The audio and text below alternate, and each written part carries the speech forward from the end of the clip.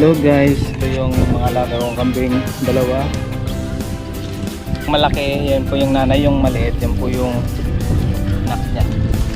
So yan, nabili ko yan ng 5,500.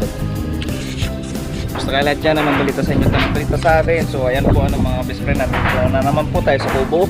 At kasama ko yung mga manok. Ito yung mga manok na alaga ko, ano. Mag-iisang buwan na sila. Yan.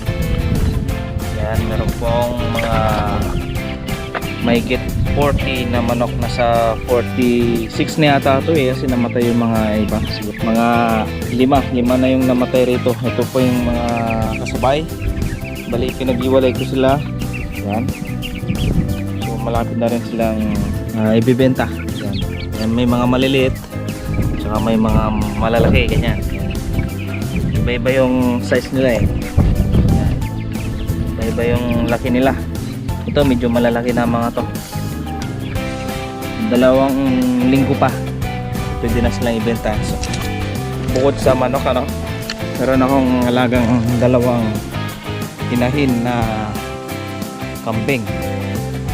So yan, paula naman, ano. Yan. At meron silang tig-iisang mga anak. So yan, mampo na naman, maya alis na rin ako. At